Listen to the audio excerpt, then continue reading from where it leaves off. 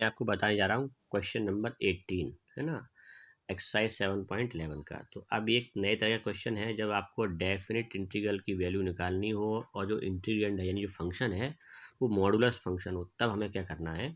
तो ये एक अलग तरह का क्वेश्चन रहेगा। यहाँ आपको इसे अच्छे से समझ लेना। तो इस टाइप के जितने भी क्वेश्चन आपको एक्सरसाइज मिलते हैं या एग्जाम्पल मिलते हैं, उन्हें अच्छे से आप सॉल्व करना, क्योंकि ये इस टाइप क्वेश्चन एग्जाम में पूछे जाते रहे हैं। ठीक है, तो यहाँ मैंने ये क्वेश्चन लिया है। सबसे पहले तो हमें ये देखना है कि जो फंक्शन है उसमें मॉड के अंदर जो एक्सप्रेशन लिखा है उसे आप इक्वल टू 0 पुट करिए और देखिए कि x की वैल्यू क्या आती है। तो यहाँ पर x-1 जो कि मॉड का जो मॉड के अंदर जो एक्सप्रेशन है वो x-1 है।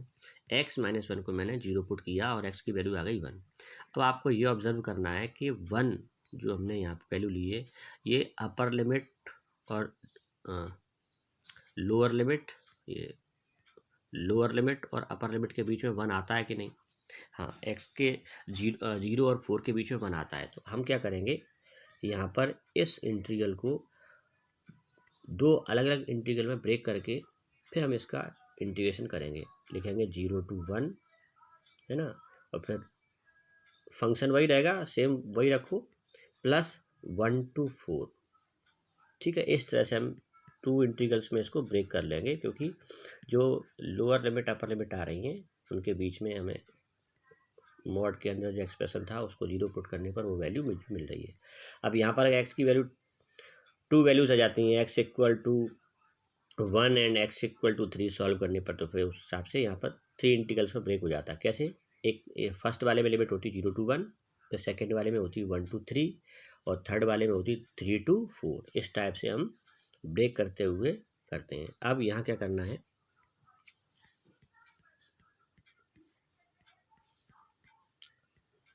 देखिए जो अब हमें देखना है कि इस लिमिट 0 to 1 के लिए इस मॉड फंक्शन का साइन क्या है। ठीक है, अगर प्लस साइन है तो मॉड बिना किसी रोक टोक के हटा दो, बिना किसी चेंजेस के हटा दो। लेकिन अगर साइन अगर नेगेटिव आता है तो फिर माइनस से मल्टीप्लाई करके फिर मॉड हटाना है। माइनस का मल्टीप्लाई कर देंगे और फिर मॉड हटाएंगे। ठीक है, तो अब हम कैसे पता करें कि इस फंक्शन का जो साइन है वो क्या है। हमने x-1 का जो मॉड के अंदर जो लिखा हुआ एक्सप्रेशन है, मॉड के अंदर के एक्सप्रेशन का साइन पता करना है और उसी के हिसाब से माइनस या प्लस लगाना है। ठीक है, तो 0 to 1 के जो आपकी जो upper limit lower limit upper limit है उनके बीच में कोई भी एक सुइटेबल नंबर चूज़ कर लीजिए। जैसे 0 और 1 के बीच में मैंने 0.5 सेलेक्ट कर लिया। अब 0.5 अगर मैं यहाँ रखता हूँ x के प्लेस पर, तो 0.5 - 1 क्या आएगा, हाफ -1 माइनस हाफ आएगा, यानी नेगेटिव वैल्यू आएगी, है ना। ये अंदर मोड के अंदर जो एक्सप्रेशन है वो नेगेटिव वैल्यू दे रहा है इस लोअर लिमिट और अपर लिमिट के बीच में किसी भी वैल्यू x की किसी वैल्यू के लिए। इसका मतलब इसका जो मॉड हटाएंगे तो माइनस का मल्टीप्लाई करके और फिर मॉड हटाएंगे, फिर यहाँ ब्रैकेट लगा दीजिए, मॉड नहीं लगाना। ठीक है, तो अब मॉडुलस हमने हटा दिया क्योंकि साइन पता कर लिया। ठीक है, अब यहाँ पर देख लीजिए कि x-1, अब यहाँ लिमिट है 1 to 4, तो 1 to 4 के बीच में आपने 2 सेलेक्ट कर लिया। कोई भी एक सूटेबल नंबर चूज़ कर सकते हैं और यहाँ पर x-1 में x के प्लेस पे 2 लिखेंगे तो 2 - 1 बचेगा +1, यानी कि यहाँ पर इस मॉड जो एक्सप्रेशन है ये यहाँ पर पॉजिटिव साइन रखता है। तो पॉजिटिव साइन रखता है तो फिर कोई दिक्कत नहीं है, सीधे मॉड हटा दीजिए, कोई माइनस का मल्टीप्लाई करने की जरूरत नहीं है। तो माइनस का मल्टीप्लाई केवल कब करना है, जब हमें लगे कि मॉड के अंदर एक्सप्रेशन का जो साइन है उस लिमिट के बिटवीन, है ना, लोअर लिमिट अपर लिमिट के बीच में कोई भी एक नंबर चूज़ करके साइन चेक कर लेना है कि इन लिमिट के बीच में इस मॉड का मॉडुलस एक्सप्रेशन का जो साइन है वो नेगेटिव है या पॉजिटिव है। नेगेटिव है तो माइनस से मल्टीप्लाई करके मॉड हटाना है, और पॉजिटिव है तो बिना कुछ किए सीधे मॉड हटा देना है। तो अब ये माइनस साइन में यहाँ पर इसको आगे ले लूँगा और इसका इंटीग्रेशन करूँगा। यहाँ पर इंटीग्रेशन किया x-1 का, x² - x आएगा और इसमें लिमिट लगा देंगे 0 to 1, जो फर्स्ट वाले इंटीग्रल की भाई जो लिमिट्स थी। ठीक है, सेकंड वाले इंटीग्रल में भी सेम वही इंटीग्रेशन तो वही आएगा x² - x, लेकिन यहाँ पर लिमिट लगाएंगे 1 to 4, है ना, ये 1 to 4 लिमिट लगाएंगे यहाँ पर। तो दोनों में हमने अब यहाँ पर इसके लिए भी upper limit minus lower limit वाला कंसेप्ट यूज़ होगा और इसमें भी upper limit minus lower limit, यानी फंक्शन जो x² - x आया है इंटीग्रेशन के बाद जो एक्सप्रेशन आया है उसमें upper limit minus lower limit वाला यहाँ पर इसके लिए फर्स्ट वाले इंटीग्रल के लिए। तो यहाँ पर अपर लिमिट है। हाँ, एक चीज़ मैंने और यहाँ पे की है, इधर देखिए, जैसे यहाँ पर माइनस साइन था और फिर यहाँ अगली स्टेप में माइनस साइन नहीं है, क्योंकि देखो मैंने क्या किया, जो लोअर लिमिट थी 0 और अपर लिमिट थी 1, जब मैंने लोअर लिमिट और अपर लिमिट को आपस में एक्सचेंज कर दिया, नेक्स्ट स्टेप में मैंने क्या किया है, जो लोअर लिमिट थी उसे अपर लिमिट बना दिया, है ना, और जो अपर लिमिट थी उसको लोअर लिमिट, और जो लोअर लिमिट थी उसको अपर लिमिट बनाया, तो वो माइनस साइन हमने एडजस्ट कर दिया इस तरह से लिमिट के एक्सचेंज में। लिमिट का एक्सचेंज कर देते हैं तो माइनस साइन एडजस्ट हो गया उसमें, है ना, माइनस साइन का आ जाता है, एक्स्ट्रा माइनस आता तो ऑलरेडी में माइनस है हमारे पास, तो माइनस इंटू माइनस प्लस हो गया। ये समझ लीजिए कि माइनस का जो साइन था यहाँ पर वो इन लिमिट के एक्सचेंज में एडजस्ट हो गया। ठीक है, ये डेफिनेट इंटीग्रल की प्रॉपर्टी है कि अगर आप लिमिट को एक्सचेंज करते हैं तो माइनस बाहर आ जाता है ना, माइनस का मल्टीप्लाई करके आप लिमिट एक्सचेंज कर सकते हैं। तो वो मैंने माइनस एडजस्ट कर लिया यहाँ पर।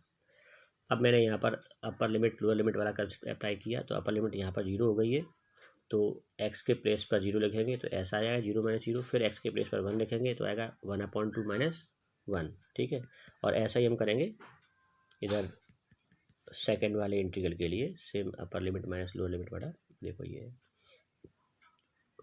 एक्सप्रेशन तो वही है, x² माइनस x के प्लेस पर पहले लिखेंगे 4, तो 4² 16/2 माइनस 4 आएगा, फिर माइनस 1 लिखेंगे, माइनस लगा के ये माइनस साइन लगा लिया, और फिर 1 लिखेंगे तो 1² यानी कि 1/2 माइनस 1 आएगा।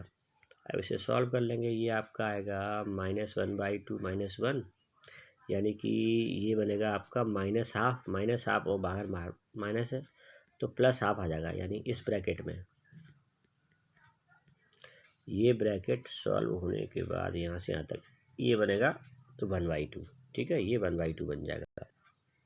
इसके बाद इधर जो ये वाला ब्रैकेट है, ये ब्रैकेट इसे सॉल्व करेंगे तो ये आपका 16/2 8 हो गया, 8 माइनस 4 बचेगा 4।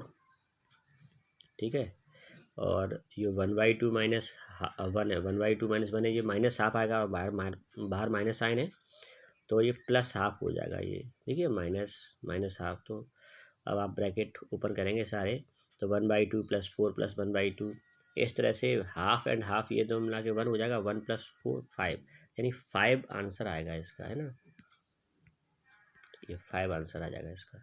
तो अब बाकी बचे हुए सारे इंटीग्रल के क्वेश्चन आपको डेफिनेट इंटीग्रल की प्रॉपर्टीज यूज़ करते हुए आप लोगों को करना है। तो ये हमारा यहाँ पर इंटीग्रेशन का जो फर्स्ट चैप्टर है वो यहाँ पर हो जाता है, और बाकी बचे हुए क्वेश्चंस आपको कर लेने हैं, और मिसलेनियस एक्सरसाइज भी करनी है, और मिसलेनियस एक्सरसाइज में वो क्वेश्चंस वो टॉपिक छोड़ देना जो डिलीटेड है ना। डिलीटेड से मतलब जो मैंने आपको एक डिलीटेड जो पोर्शन की PDF भेजी थी उसमें से आप देख सकते हैं, मैंने 2 एक्सरसाइज बीच में छुड़वा दी थी, 7.7 और 7.8 थी, देख लेना एक बार।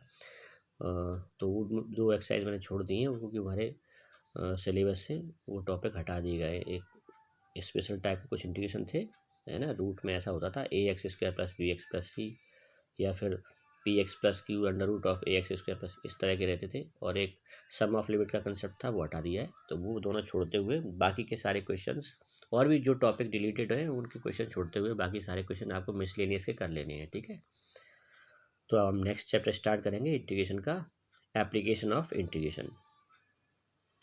हेल्प के लिए मैं आपको एक सॉल्यूशन PDF भी भेज दूंगा, जिससे आप हेल्प ले सकते हैं, और कहीं और दिक्कत आती है तो फिर आप अपना डाउट बता सकते हैं, मैं वहाँ पे आपकी हेल्प करूँगा।